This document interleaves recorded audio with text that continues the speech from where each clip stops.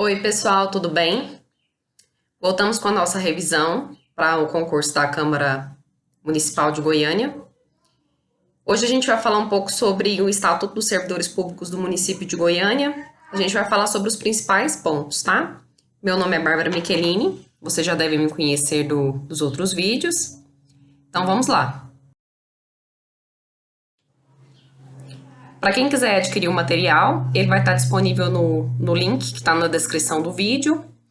Ele contém um PDF com os principais pontos da legislação já grifados e os slides dos nossos vídeos em PDF também para as anotações devidas, tá? Vamos começar então a falar sobre servidor público. Servidor público é a pessoa legalmente investida em cargo público. E o que é cargo público? Cargo público é o conjunto de atribuições e responsabilidades confiadas a servidor público e que tenha como características essenciais a criação por lei, número certo, denominação própria e remuneração pelo município. Os cargos públicos, eles são acessíveis a todos os brasileiros que preencham os requisitos estabelecidos na lei que o cria, tá? Carreira já é o conjunto de cargos de mesma natureza de trabalho, organizados em classes e hierarquizados segundo o grau de complexidade das tarefas e respectivos requisitos. Uma observação que a gente tem que fazer é que é proibida a prestação de serviços gratuitos, salvo os casos previstos em lei.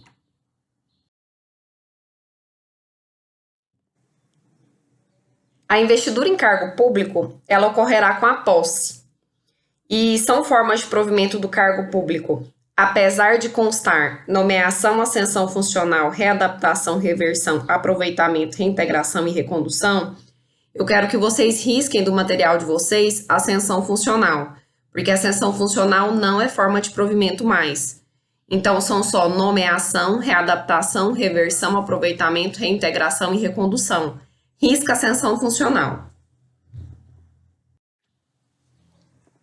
A aprovação em concurso público, ela não gera direito à nomeação. Mas se houver nomeação, ela deverá respeitar a ordem de classificação dos candidatos habilitados, salvo prévia desistência por escrito. O concurso público, ele terá validade de até 2 anos, podendo ser prorrogados uma única vez por igual período. A nomeação, ela far-se-á em caráter efetivo, quando se tratar de cargo isolado ou de carreira. Ou ela também pode ser em comissão para os cargos de confiança de livre exoneração. A nomeação para cargo isolado ou de carreira, que é em caráter efetivo, ela depende de prévia habilitação em concurso público, obedecidos à ordem de classificação e o prazo de validade. A posse, ela é a aceitação expressa das atribuições, deveres e responsabilidades inerentes ao cargo público, com o compromisso de bem servir, formalizada com a assinatura do termo pela autoridade competente e pelo empossado. A posse deverá ocorrer no prazo de 30 dias, contados da publicação do ato de provimento, e ela é prorrogável por mais 30 dias, a requerimento do interessado, havendo motivo justificado. Em se tratando de servidor que está em gozo de licença ou afastado por qualquer outro motivo legal, o prazo será contado a partir do término do impedimento.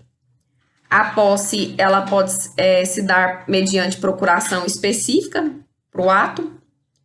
No ato da posse, o servidor apresentará obrigatoriamente a declaração quanto ao exercício ou não de outro cargo, emprego ou função pública, inclusive emprego em empresa pública ou sociedade de economia mista. Ele também deverá apresentar obrigatoriamente a declaração dos bens e valores que constituem o seu patrimônio.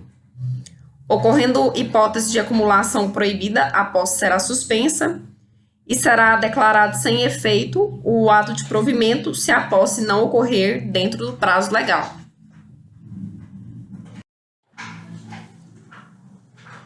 O exercício é o efetivo desempenho do servidor das atribuições do cargo público.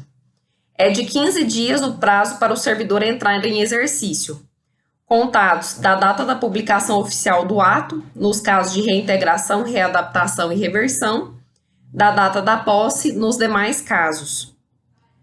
Será exonerado o servidor empossado que não entrar em exercício no prazo legal. O servidor também não poderá ausentar-se do município para estudo ou missão de qualquer natureza, com ou sem vencimento, sem prévia autorização do chefe do Poder Executivo ou do chefe do Poder Legislativo, de acordo com a lotação do servidor. A jornada normal de trabalho do servidor público municipal, exceto nos casos previstos em lei, ela será de 30 horas semanais. Poderá haver prorrogação da duração normal do trabalho por necessidade do serviço ou motivo de força maior. A prorrogação, ela será remunerada e não poderá ultrapassar a jornada básica semanal, nem o limite máximo de 10 horas diárias, salvo nos casos de jornada especial. Atendidas as conveniências do serviço, ao servidor que seja estudante, será concedido horário especial de trabalho, desde que sejam observadas as condições de comprovação da incompatibilidade dos horários das aulas com o do serviço, mediante atestado fornecido pela instituição de ensino onde ele seja matriculado, e apresentação de atestado de frequência mensal, fornecido também pela instituição de ensino.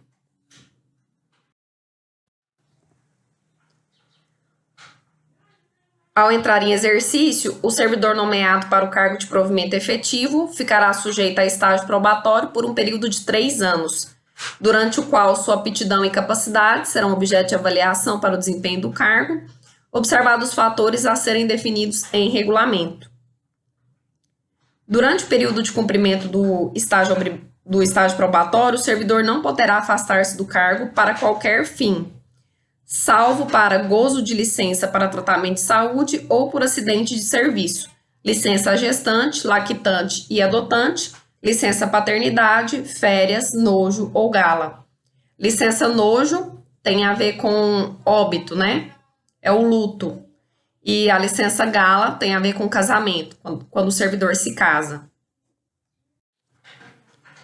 A readaptação é a investidura do servidor em cargo de atribuições e responsabilidades compatíveis com a limitação que tenha sofrido em sua capacidade física ou mental, verificada em inspeção médica oficial do município.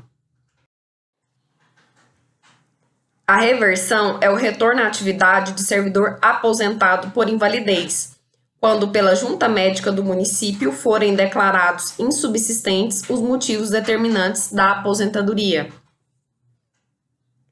A reintegração é a reinvestidura do servidor estável no cargo anteriormente ocupado ou no cargo que for transformado, quando invalidada a sua demissão por decisão administrativa ou judicial, com ressarcimento de todas as vantagens.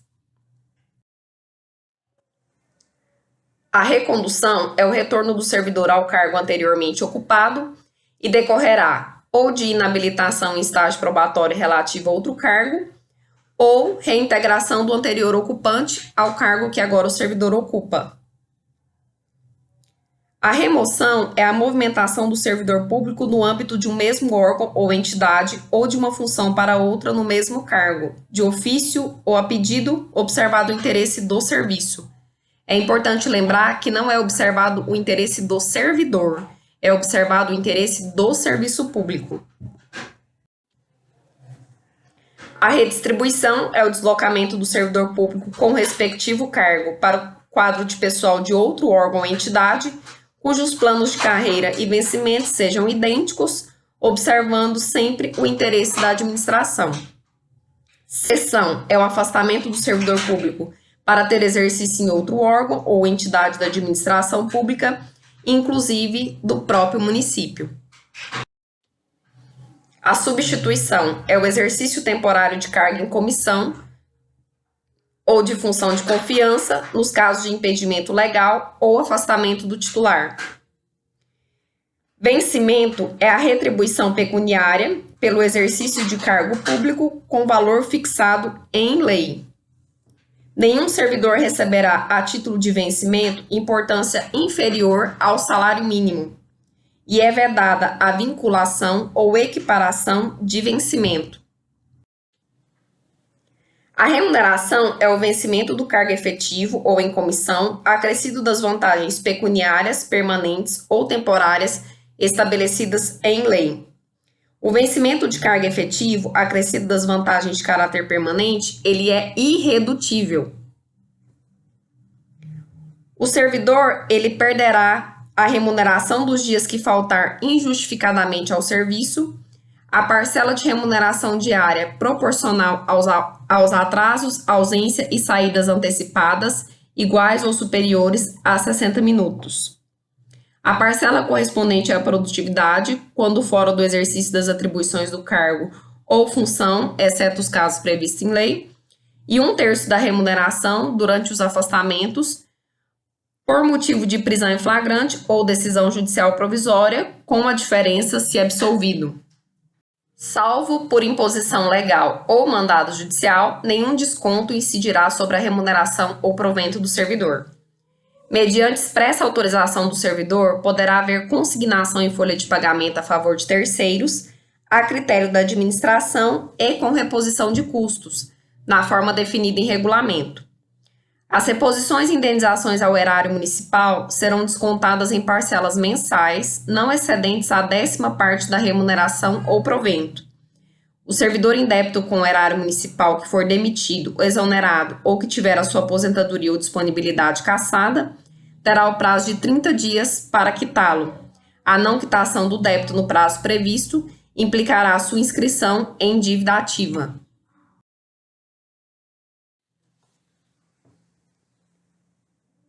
O vencimento, a remuneração e o provento não serão objetos de arresto, sequestro ou penhora, exceto para a prestação de alimentos resultantes de decisão judicial e outros casos previstos em lei. As indenizações e os auxílios não se incorporam ao vencimento ou provento para qualquer efeito.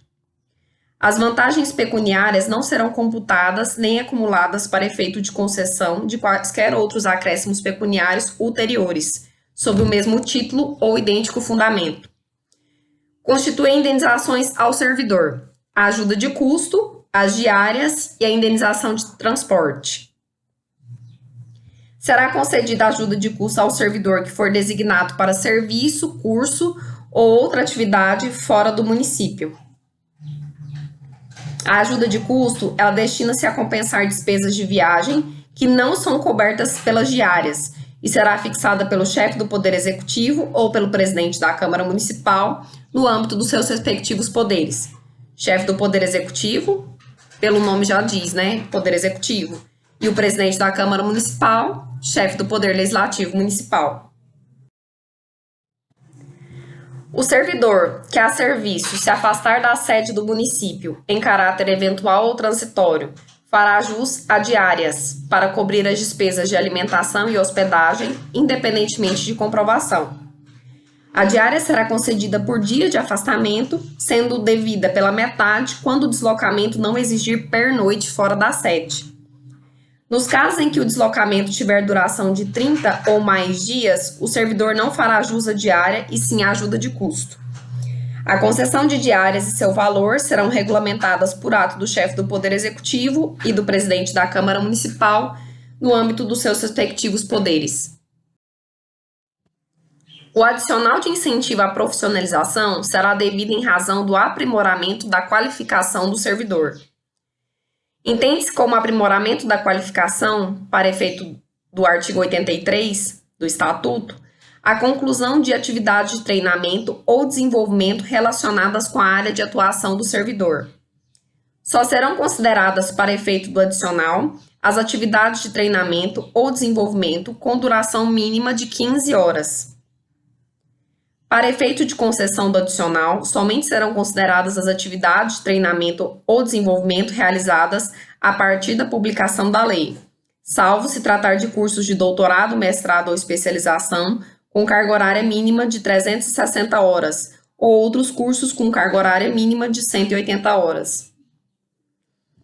O adicional de incentivo à profissionalização será calculado sobre o vencimento do cargo efetivo do servidor, à base de 12% para um total igual ou superior a 720 horas, 9% para um total igual ou superior a 360 horas, 5% para um total ou superior a 180 horas, 2,5% para um total igual ou superior a 60 horas.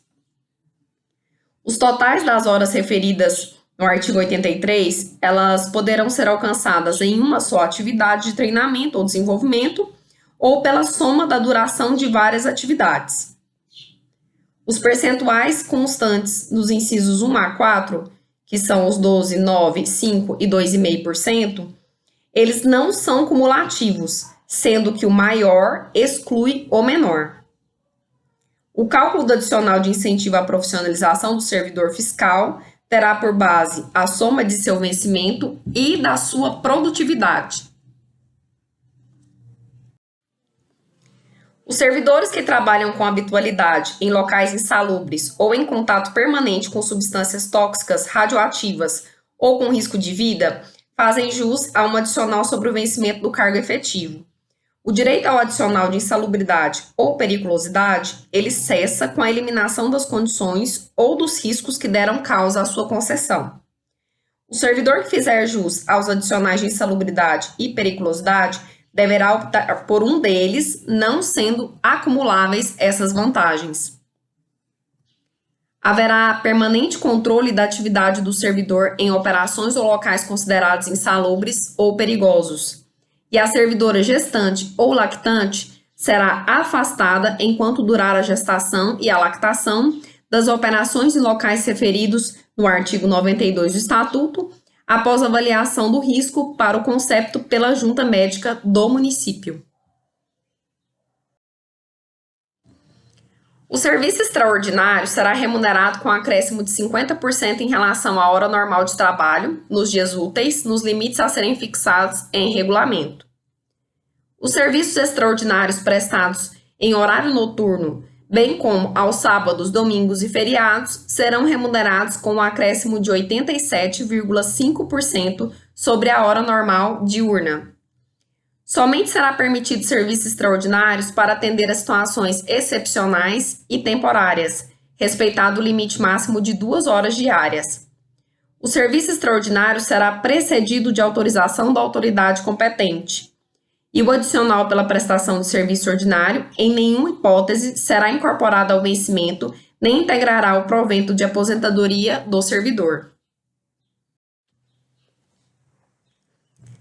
Independentemente de solicitação, será paga ao servidor por ocasião das férias um adicional de, pelo menos, 1/3 da remuneração correspondente no período de férias.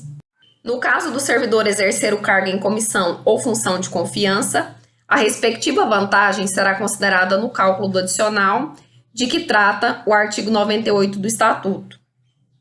O servidor em regime de acumulação lícita, quando acumular cargos licitamente, perceberá o adicional de férias correspondente à remuneração de cada cargo exercido. O servidor gozará de 30 dias consecutivos de férias por ano, concedidas de acordo com escala organizada pela chefia imediata. Somente depois de 12 meses de exercício, o servidor terá direito a férias. A escala de férias poderá ser alterada por autoridade superior, ouvida a chefia imediata do servidor. É proibida a acumulação de férias, salvo por imperiosa necessidade do serviço e pelo máximo de 2 períodos, atestada a necessidade pelo chefe imediato do servidor. O servidor exonerado sem ter gozado férias a que tenha feito jus, será delas indenizado, incluindo-se o adicional de férias, à razão de 1/12 por mês trabalhado.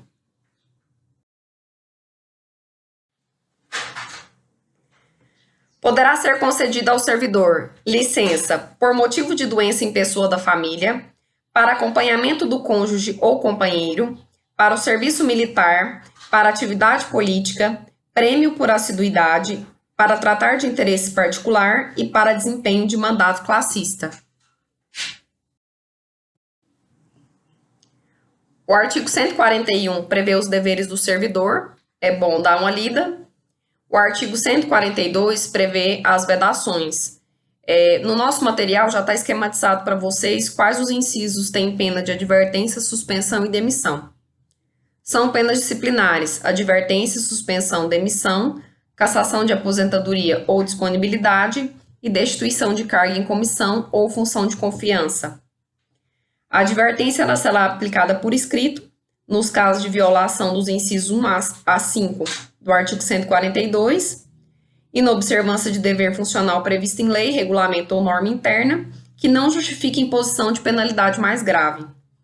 A suspensão será aplicada nos casos de reincidência das faltas punidas com advertência e violação de proibição constante nos incisos 6 a 11 e também no 25 do artigo 142, não podendo exceder a 190 dias. As penalidades de advertência e de suspensão terão seus registros cancelados após o decurso de 5 anos para advertência e 8 anos para suspensão, de efetivo exercício, respectivamente, se o servidor não houver nesse período praticado nova infração disciplinar. O cancelamento da penalidade será requerido pelo interessado e não surtirá efeitos retroativos. A demissão ela vai ser aplicada no caso dos incisos 12 a 24 do artigo 142, mas também em crimes contra a administração pública, incontinência pública e conduta escandalosa, aplicação irregular de dinheiro público, lesão aos cofres públicos e dilapidação do patrimônio municipal, corrupção e acumulação ilegal de cargos ou empregos.